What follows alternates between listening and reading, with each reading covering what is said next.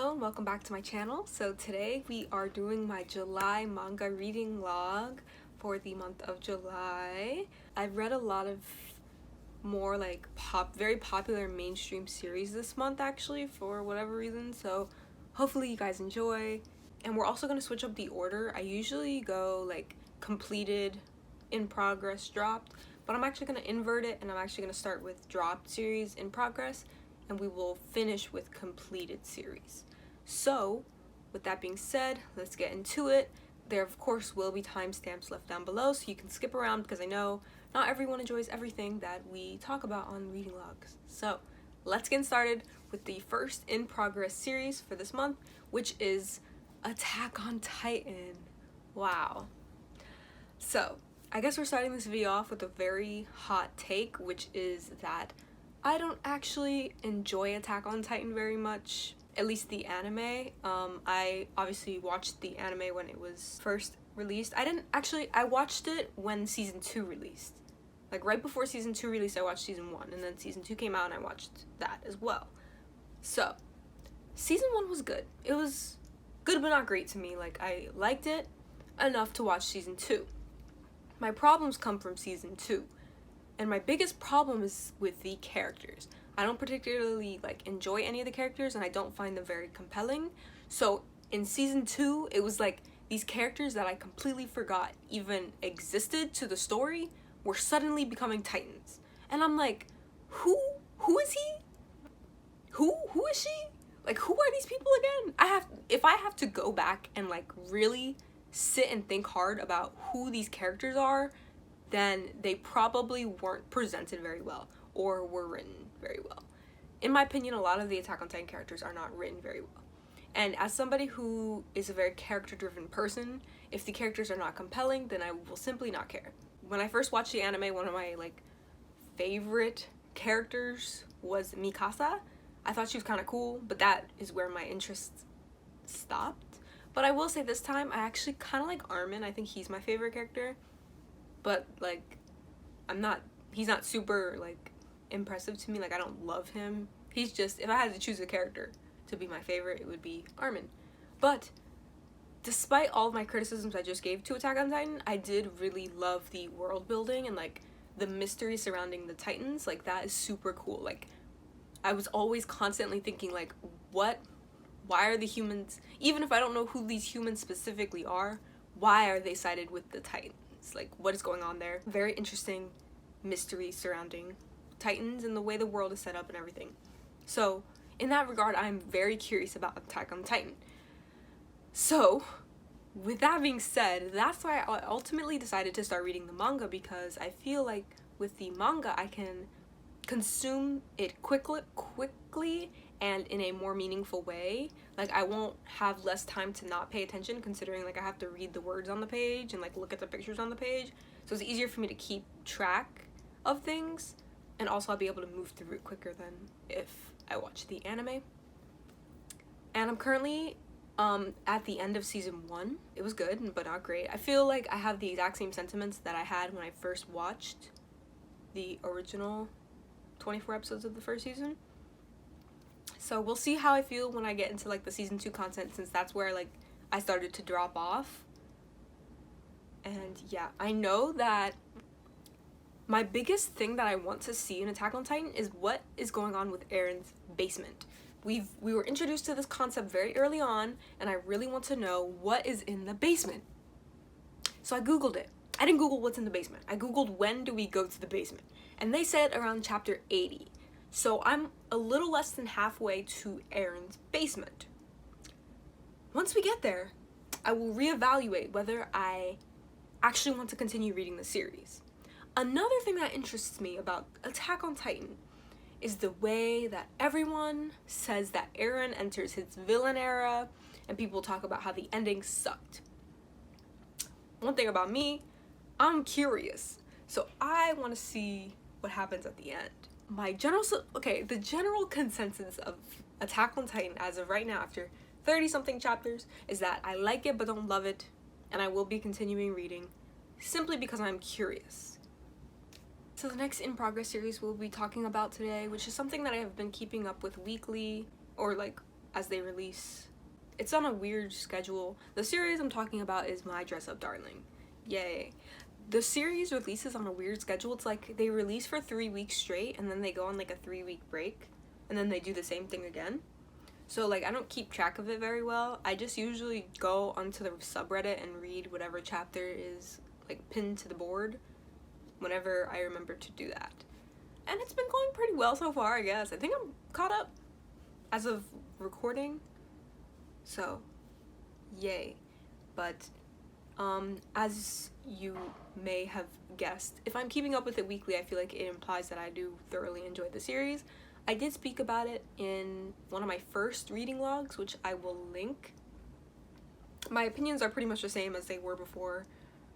I love the series. I think that Gojo and Marin's developments are super, super loving to see. I think Gojo is a very interesting character despite what a lot of people think. I love seeing him work through his insecurities with like the doll making into like making his cosplays and learning more about the otaku community. And I just find it to be a really heartwarming series. I will say that the ecchi elements that are in the anime as well as like the first few volumes of the series do tone down a lot once you get past the first season of the anime, which is great because I'm not there for all that sensationalism. I'm mostly there for the actual plot. So yes, and I do think that we are very, very, very close to getting some real romantic developments between Marin and Gojo, because Marin was saying some stuff. So hopefully within the next 5 to 10 chapters, Marin will lay the sauce. So love My Dress Up Darling. I've been going back and forth on whether I want to collect it physically or not. Like, obviously, if I enjoy it this much, I feel like I really need to start putting my money where my mouth is and supporting the series if I'm going to read it as thoroughly as I do. But on the other hand, I'm like, the volumes are really expensive for what you get. And I also just genuinely don't like Square Enix as a manga publishing company, which is a whole other like conversation we can have. But let me know if you enjoy and also collect My Dress Up Darling, and like let me know what you guys think of the volumes and stuff, because I'm super curious to know. Maybe you guys can convince me or convince me to not collect it. I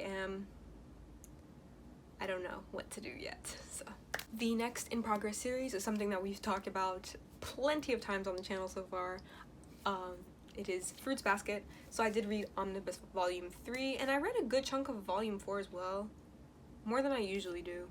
But yeah, still as great as ever. In this one, we actually get to see one of the big climaxes of the series. I think it's the climax of both the original anime as well as the first season of the reboot. And that is like the interaction between Kyo and Toru. It's kind of where you solidify the idea that Kyo and Toru are like the end game of the series. They are the main couple of the series. Like, y'all know I love Yuki, but he never stood a chance. And like okay, that's kind of spoilers, but yeah, Kyo and Toru are endgame, and it's very blatantly obvious by Omnibus Volume 3 or like chapter 36. By chapter 36, it is kind of implied that Toru and Kyo are endgame. But yeah, anyways, I'm still loving Fruits Basket as much as ever. However, I will say at the beginning of Omnibus 4, we get introduced to this one character that I really don't like. He is like the only character I don't like in Fruits Basket. I feel like everyone else in the series has like a backstory or like just something. Actually, that's a lie. I also don't like somebody else, but they are like the antagonist anyways, so I feel like it's justified for me to hate them. But anyways, this one guy, the little kid, I don't even know what animal he is. I usually just zone out when it's his time on the screen. I literally don't even, I think he's the ram. Now I'm thinking about it. I don't like him. He annoys me. So when he opened up Omnibus 4, I was like, really? But then we ended up pushing through and we get Utani's backstory, which is Toru's friend, the like delinquent friend. I like her a lot, so it's just all the characters in the story are fleshed out so well to me, and it's so just really heartwarming to see everyone's backstory and to see how much Toru means to them, and like how Toru can help them in ways that even Toru doesn't even like realize. First Basket is just so excellent to me. I'm sorry. I know that like I think a little bit, I think we're starting to get more into like the raw emotions, like the hard hitting stuff. Like it starts off very slice of life, very fun, but like as you go on it starts to get more and more emotional. I think we're slowly getting into those parts of more emotions, so I think that I'll start to speed up the pace of reading. I'm really hoping to have this done by the end of the year, but like I'm not in any major rush. It doesn't really matter. That's the goal. So Fruits Basket. Continuing on with the classic shoujo discussions, I did read Sailor Moon. Yes, finally digging into talking about Sailor Moon. It's a classic. Any girls know what's up, you know what I'm saying? I mean, like, boys too. Any gender gets it, but also, like, the girls know. I was really hoping to actually make it through the entire series for this month, but unfortunately I didn't get the chance to. I did read up to volume 7. I actually read up until the end of the 3rd arc, so I did read some of volume 8 as well. I love Sailor Moon. I grew up with it. I grew up with a lot of magical girl stuff. I consider myself a magical girl connoisseur. I love all of the magical girl stuff, especially from like the 90s to early 2000s. Like they were really in their bag in that era. So I thought that to start off my like pilgrimage of magical girl anime and manga, I thought I would start off right with Sailor Moon, since it is like the pinnacle of magical girl. Like it popularized it, and a lot of the tropes that you see in Sailor Moon are have been rehashed and, you know, improved upon and just used very often in the subgenre of magical girl anime. So I'll talk about each arc a little bit. I'm not sure if I'm gonna do a full video on Sailor Moon or if I'm just gonna like have a big chunk of another reading log talking about it, but for the sake of brevity, I will talk about each of the 3 arcs I've read very briefly. So for the first arc, I don't really love the first arc of Sailor Moon. I feel like it is just so dramatic. Like, what do you mean everyone's dying? We've known these characters for 15 chapters and like the stakes are so high that the world can end. Like, that just seems really dramatic to me. And I know that a lot of the other arcs have the same plot line of like, oh my god, the world is about to end. But to start off the series like that was a bit too much for me. And it's a real shame how, you know, the first villains are essentially Prince Endymion's like servants in the like previous life, back when the Moon Kingdom was vibrant, but we don't even get to see them do anything. It's like they were introduced in the first arc and then like suddenly they don't mean anything, even though they were the servants of the Prince of Earth. So like that was kind of weird to me. I wish they were given a bit more screen time. I know that in the anime, at least the original anime, since it has a lot of filler and like Monster of the Day elements, we did get to see a bit more of those antagonists. But yes, that's one thing I really felt was lacking in the first arc.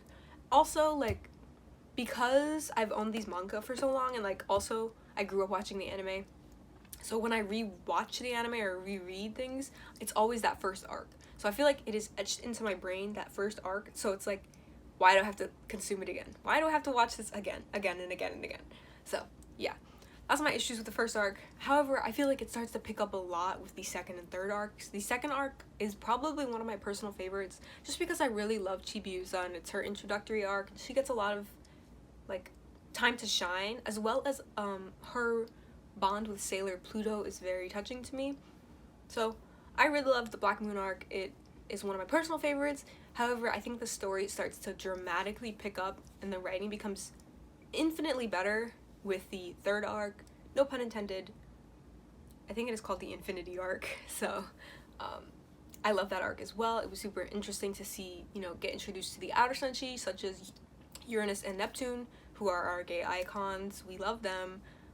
But also, you know, like Sailor Saturn gets her time to shine, and I love her plotline. Her plotline also plays into Chibiusa. I'm starting to realize that Chibiusa gets a lot of time. she has a lot of like importance to arcs despite like not being the title character. Wow. I don't know why I'm just now like sitting here thinking about how much Chibiusa gets. I like her a lot. She's a good character. Yeah. Love Sailor Moon, but it is not without criticisms. So I will leave you with a couple criticisms. I don't want to like spend too much time on Sailor Moon since it's not done, or like I'm not done reading it for the full scope. A couple of my criticisms that I have is, the biggest one is that I really don't love Usagi and Mamoru's relationship. I think the anime does a better job of showing their like banter prior to them knowing like about their past lives.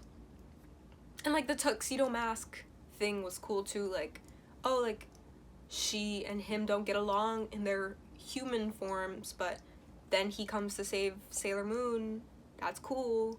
But then it's like as soon as they realize that they were lovers in the past life, suddenly they're lovers in the present life as well. Which is fine, but I didn't find it very compelling, and I don't think their relationship is very compelling. Basically, I don't think they have good chemistry, which is fine. Like, at the end of the day, I don't come to Sailor Moon for the romance, but as somebody who enjoys romance in their non-romance series, I wish it was done a little better. And then in general, I think Sailor Moon is a tiny bit overhyped. I think there are other magical girl series that do it better. However, you do have to recognize that, you know, Sailor Moon is the one who created the things that the other series do better in the first place. So, yeah. I do want to make a full analysis on magical girl anime and manga, which might be coming soon. I need to, you know, continue my pilgrimage and read some of the other ones I have and watch some of the series I remember as a kid. But yeah, stay tuned for that. But for right now, that is Sailor Moon up to the 3rd arc. So the next series we will be talking about is Tokyo Revengers. I literally lied to everyone's faces last month or 2 months ago by saying that I was not going to read weekly. I read weekly now. It is what it is. So basically, I caught up from like the start of the final battle up until like the currently releasing chapters, and I'm keeping up with the chapters weekly. I feel like I chose a good time to do this because, you know, around like chapter 250-ish, like when we were actually fighting, it was kind of mid. Like the fights people were going down too quickly. Everyone was getting one-shotted. I don't keep up with power scaling. I quite honestly don't care, but seeing some of these people win against some of these people, I was like, oh, I don't think they would have done that last arc, but it's okay. I personally don't care, but kind of weird. But now we're getting into the plot, and I think that Tokyo Revengers really shines with the plot rather than the fights. I have never came to Tokyo Revengers for the fights in the first place. I come for the characters, I come for the storylines and the backstories and things like that. That's what I'm here for Tokyo Revengers. I don't care about the fights. So, if we can get past the fights, that's fine. I also think that Wakui doesn't really care about the fights himself. Based on the way he's writing the fights, and based on the way that he's writing the chapters that have nothing to do with the fights, I do think that there's some discrepancy. I think he's just trying to, like, tell the story that he wants, but he's not sure of the, like, fighting aspects to get to the story that he's trying to tell. If that makes sense? And, like, honestly, I respect it. Just give us the storyline. That's all we need. And to me, I think that as long as the ending sticks the landing, I will be completely satisfied with Tokyo Revengers. Despite the way that this arc has gone so far, I will be 100% satisfied with Tokyo Revengers as long as the ending sticks. And the only thing that I really, really need at the ending is for Takemichi and Hina to get married. Usually I'm not a person that needs people to be married, but I need Takemichi and Hina to be married. Because they were married in one of the futures. So I need them to be married. That's it. And, like, I personally, honestly, thoroughly enjoy this series so much. And I just find it so crazy because a lot of people say, like, you know, Tokyo Revengers was so great for the first 200 chapters. Tokyo Revengers was excellent. It was peak. Black Dragons and Tenjiku are peak. Fiction, blah, blah, blah. First 200 chapters are excellent, but then it drops off completely, so I hate it now. And I'm like, dude, 200 chapters were excellent, but 40 of them were bad, and suddenly the series sucks? Half of y'all's faves can't even imagine writing the first 200 chapters as being good. Y'all be saying, oh, give it 100 chapters and it gets good. Tokyo Revengers was good from the start, but suddenly it's a problem because one of the arcs at the end was mid. As long as it sticks the landing, then I don't understand what the problem is. But, yes. I love Tokyo Revengers. I want to talk about some spoilers now, so you've been warned. I think some things I said were spoilers before, but spoilers for real this time. Taiju came back, and it was so crazy. Like, I was not expecting Taiju to come back. I find him to be so funny. Like, he is so unhinged. I was rereading the Black Dragons arc, and he literally shows up, beats the absolute shit out of Takemichi, and then is like, wait, who is this guy again? Like, he did it with no remorse. And then he has the audacity to walk into a church and pray to God like he's going to heaven. He's so funny. So getting him in this arc, like, really just elevated the arc for me. And the way that he comes in, literally rides his motorcycle into Sanzu, and then it's like, what's up, guys? Sanzu deserved it. And then the way that he and, like, Mitsuya were talking, and Mitsuya was like, don't you want, like, front row seats to the Takemichi Mikey fight? Like, come on. And Taiju was like, yeah, you're right. I do need front seats to the Takemichi Mikey fight. Yeah. Taiju was exactly what the series needed at that point. I feel like as soon as Taiju showed up, like, the quality of the chapters skyrocketed for me. On the other hand, I really, really dislike Sanzu. I don't like Sanzu at all. I don't like him as an antagonist. I don't find him interesting. I find him annoying. I find him not cute. Just a lot of things. I have issues with him, and he talks very, like, cryptic. Like, when he was talking to Senju, he was like, oh, what you did back then was merely a trigger. Like, what does that mean? Can you elaborate on that? And then, like, he goes to Takemichi and is like, oh, you're a time leaper as well? Like, what do you mean by that? Would you care to elaborate? Because I would like to hear what you have to say. I'm kind of over this, like, weird wishy-washy thing that you do with your little katana. Yeah. I don't like Sanzu. I really don't like him. I need his arc to end. Yeah. And in general, I just want to say that I love Tokyo Revengers so much. I do think that Tokyo Revengers is going to go down as my #1 manga. As long as it sticks to landing, like I said, that's all I need is for it to stick the landing, and we're good. I do think that Tokyo Revengers is, like, the NCT of anime for me, or, like, anime manga. NCT is my old K-pop group, and, like, while I don't, like, follow fandoms too much anymore in K-pop, like, NCT is still everything to me, and their music means so much to me, and I listen to their music all the time. They are very important to me. And while people have criticisms of NCT's music, and while they do have some low points in their discography, I do think that that should not be the representative of the entire group's music. So I will defend musically NCT to the end of the earth, and I feel the exact same way towards Tokyo Revengers. If 200 chapters are peak, what's the problem with 40 that are mid? Doesn't it balance out at the end? I don't know. I think so. So, I love Tokyo Revengers. Okay, now we will get into completed series. I usually put series in the completed category if I feel like I've read enough of them to consider them to be completed. Both of these series that I'm about to talk about are not actually completed, but they, like, their biggest arc was completed, so it's considered completed in my brain. So, the first one that we're talking about is Blood on the Tracks. So if you don't know, Blood on the Tracks, the first, like, 13 volumes is considered the prologue to the actual series, which, like, was a crazy thing for a lot of people, including myself. Like, what do you mean the first 100 chapters are a prologue? That's crazy. But if you don't know what Blood on the Tracks is about, essentially, it follows this, like, middle school aged kid with his overprotective mother, who it starts to teeter towards abusive, manipulative, all that stuff. But, you know, the kid is trying to figure that out for himself, because when it comes to those types of dynamics, sometimes you really can't tell if they're crazy or if you're crazy. So that's kind of what the story is about. This is my first Shuzo Oshimi work. I've been really interested in trying out some of his series for a while now, but I thought Blood on the Tracks was the perfect one for me. I thought it had the most interesting plotline, and I think a lot of like the Oshimi works teeter on like torture porn to me, like just being graphic to be graphic.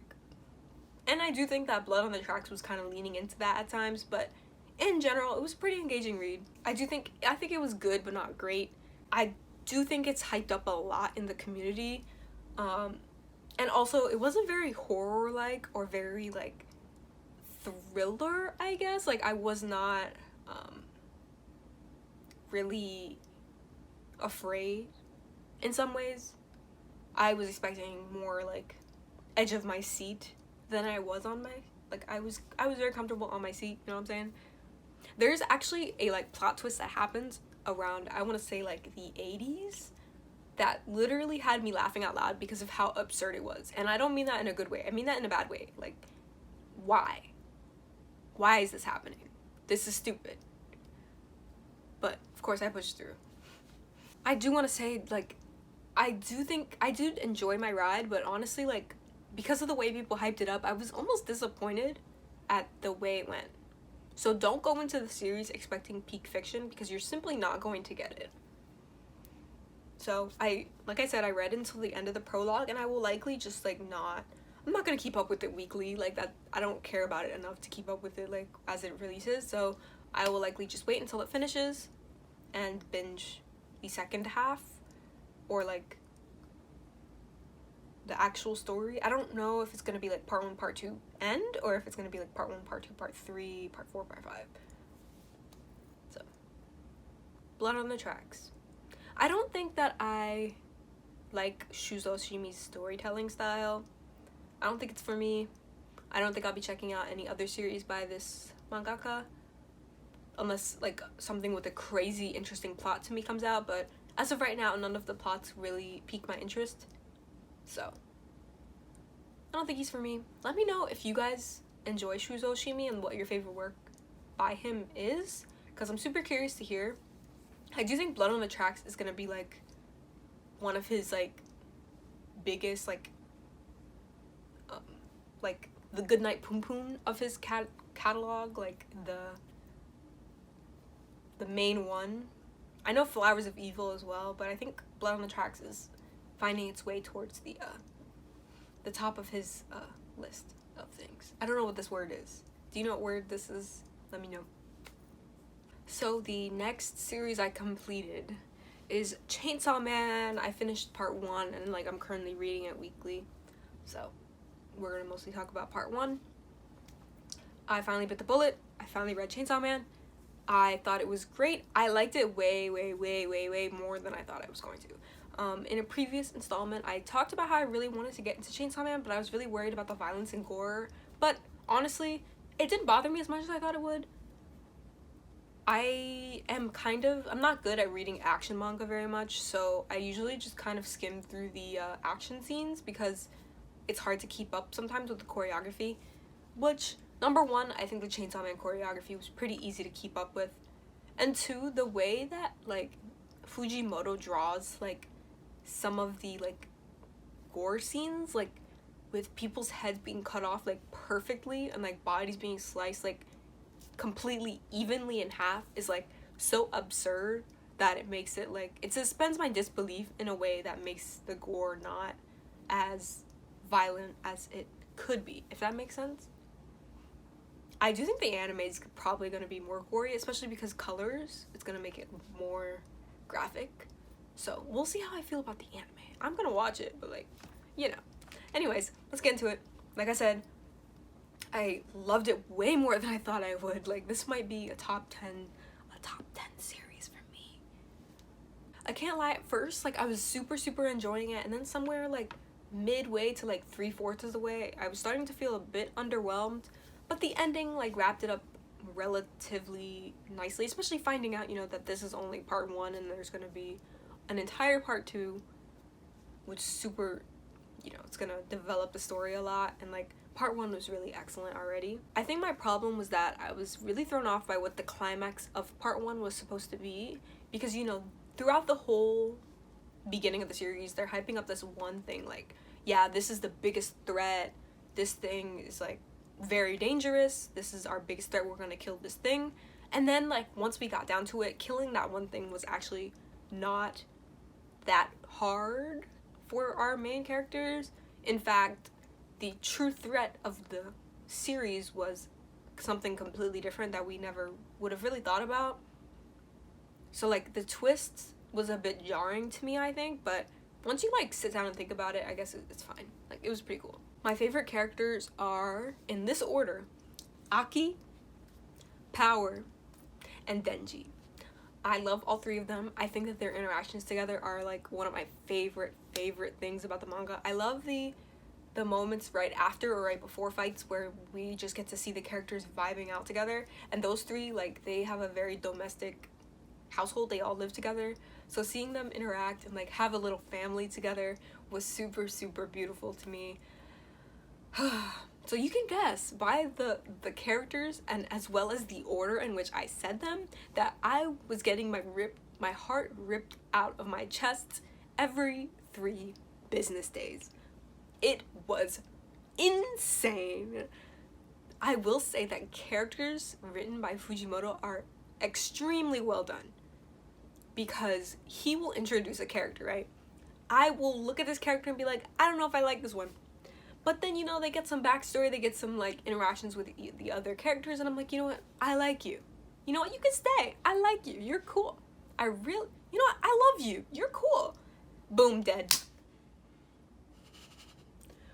Dead. It happened. But you know what? A lot of the characters did get their arcs fulfilled to me, I think. And maybe if they don't get their arcs fulfilled while they're alive, they get their arcs fulfilled posthumously. I said that word very wrong. Don't look at me. Thank you. One of my biggest critiques, actually, or, like, a thing I don't like very much about the series is actually Makima. I know a lot of people love Makima, and, like, especially, like, the simps. The simps love Makima. Obviously, I am not a simp for Makima. If I had to simp for somebody, it would probably be Aki. But, you know, we're not here for that. I don't know, I guess I just didn't really understand her character. And, like, I read somebody's, like, critique, or not critique, but, you know, like, analysis of Makima, and I started to really, like, you know what, I get it. She's cool. But I don't love her like everyone else does.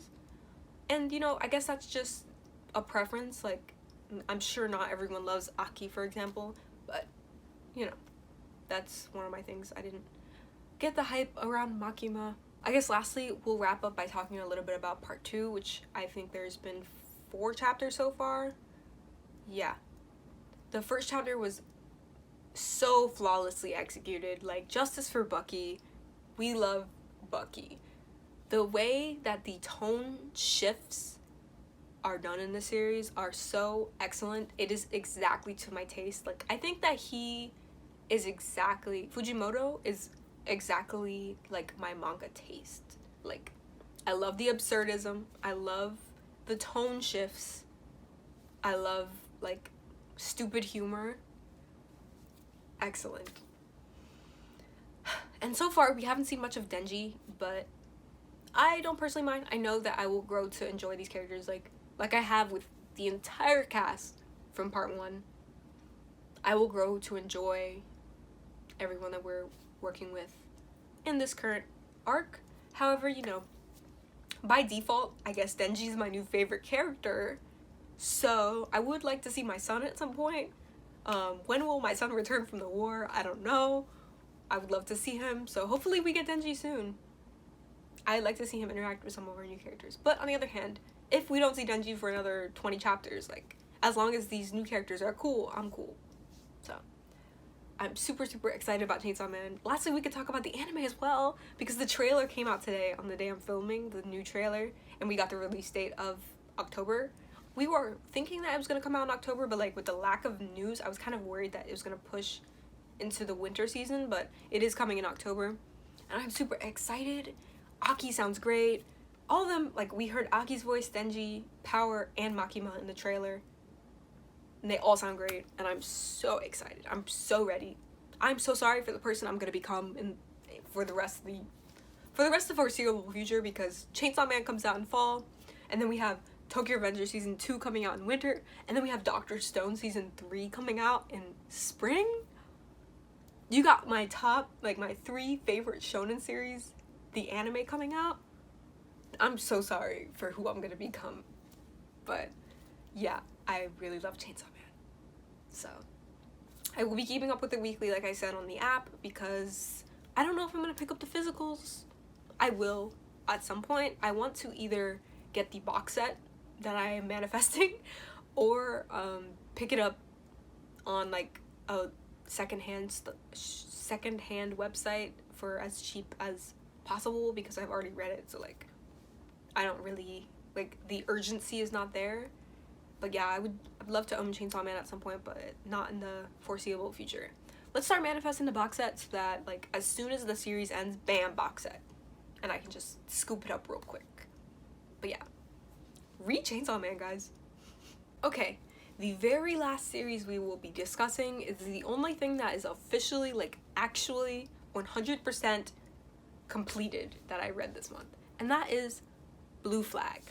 So when I downloaded the, like, Shonen Jump app for Chainsaw Man, I decided to, like, get my money's worth, because I paid the $2 for the app for the month. So I decided to read Blue Flag. That was the only thing on the app that I was even remotely interested in reading. I don't like action series very much, so I decided to read Blue Flag. And I feel like the series that I pick up on a whim are always the ones I enjoy the most, because I loved Blue Flag, like, a lot. So basically, Blue Flag follows this, like, love quadrangle of sorts, but it's not like you're, like, super dramatic or super crazy. Like, the characters are quite selfless, so it doesn't get very dramatic, and, like, people usually, like, concede in the love quadrangle a lot quicker than in other series, I guess. And there's a lot of LGBT elements, so it makes an interesting story about unrequited love, especially in terms of, like, this person fundamentally would not like you because of their gender preferences. So it's I find all the characters to be super relatable and super well, like, written. Each character has an aspect that I can relate to. Even, like, Mami, who's, like, kind of a side character, when she was first introduced and talked about, I really didn't like her. I thought exactly what all the other characters thought of her, but then, like, everyone sat down and actually had a conversation with Mami, and, like, I don't know, I was really resonating with a lot of the stuff that she was saying, and, you know, again, like, she was very relatable. So if you can get me to like the character that everyone else doesn't like, or at least everyone else in the series doesn't like, then you're doing something really right with your character writing. So I had to commend them for that. One of the biggest critiques I do have is actually kind of, like, the lack of post-graduation content. Like, the series takes place at the end of high school in their final year, which I'm starting to realize is, like, one of my favorite, like, subgenres of, like, high school slice of life romance series. Like, I like seeing them at the end of their time trying to decide what they're going to do with their future, because I find that to be kind of relatable. Like, I'm not a high school student, but I'm a college student in my final semester, so, like, seeing the high school students try to decide what they're going to do with their lives is quite relatable. So we do get a glimpse into their post-graduation life, but I wish we got a more fleshed out, like, discussion on it. I feel like the ending was a bit rushed in that regard. We could have had, like, at least a volume going into, like, everyone's post-graduation lives and, like, how we get to the final chapter scenes. I think that would have been super cool. But as you guys may know, like, the ending is a very, like, controversial, very polarizing discussion, so spoilers from here on out. I'm going to be talking about the ending. I don't personally hate the ending as much as a lot of people do. I don't hate the end game. Like, I do not hate that Taichi and Futaba broke up, and I don't hate that Taichi and, like, rumored that Toma got together. Like, I have zero problems with that. I think that it's fine. I think that is a very, like, real experience. Like, a lot of people date their high school sweethearts, but they don't end up marrying their high school sweet. Not every high school romance needs to end in marriage. A lot of people realistically break up with their high school loves. I'm not with my high school love, and I don't like that anymore. So I think that that is a very real experience that queer people face, and that's fine. One thing I do have an issue with is not being able to see like why Taichi and Futaba broke up, and like kind of him diving into like potential bisexuality. But of course, like that's expecting a lot out of a Shonen Jump protagonist, so unfortunately we probably wouldn't have gotten that anyways. But maybe we can get like a spin-off or like something, a little epilogue. I don't know, I kind of want something to see into Taichi's life. I also wish that he got to like, we got an end for his like career, because he spent a lot of like the manga trying to decide what he's going to do with his life after graduating, and it would have been nice to see him like have a job, like making toys. He wanted to make toys when he was a kid. I would have liked to see him maybe do that or do something instead of just like basing his character off of like who he's dating in the future. And honestly, I remember reading the series and thinking like, wow, like Taichi has good chemistry with Toma. Like, I don't know, it's just me. Like I thought I could see it personally. I could see him ending up with either Futaba or Toma. Like, I really didn't care about who he ended up with. So like honestly, if you didn't see the signs, that's you. I know that there's sometimes with like queer relationships, it's very hard to draw that like line between like platonic feelings and like romantic feelings, especially when you're not out or like you don't have a confirmed knowledge in your sexuality. It can be hard to differentiate, but I think that Taichi and Toma had a lot of chemistry, and that chemistry was on Taichi's side. So if you didn't see it coming, like, I don't know what to tell you. I'm sorry. Do better. Another character that I want to talk about is actually Masumi, which was the female like second lead, I guess. I was quite sad to see that she ended up with a man, but at first I saw that and I thought, oh, like they made her bi. That's kind of dumb. Like, I kind of hate that. But I read a read-up on like an interpretation of it, which made me really sad and like made it super realistic. Like, she probably ended up marrying a man because she never got over like her internalized homophobia. So she ended up marrying a man for that reason instead of like becoming her true self, which is again like a very real experience for gay people. So yeah, that made me sad, but it made it better. Like, I kind of wish she wasn't bi. I feel like that sometimes we need like lesbian characters, you know? So yeah, that's how I'm gonna interpret her storyline ending, because I like that interpretation a little bit more. Again, despite like my little criticisms towards the ending, like I absolutely love the series. Like, I think it was so well done with all the characters, the final year of high school setting, everything was so excellent, and I just love this so much. I thought it touched me personally, you know? Like, I thought it was very touching personally, so yeah.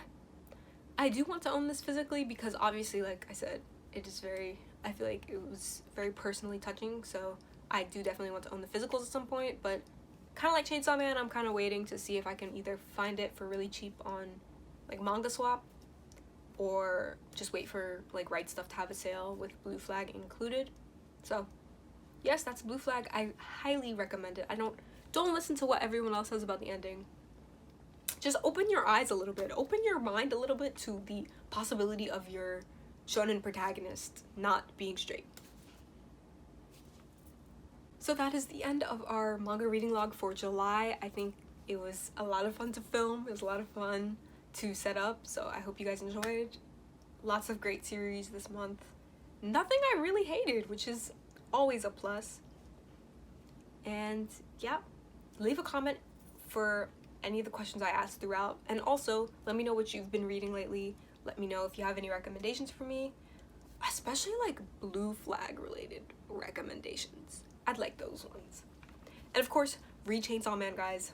Get excited for the anime.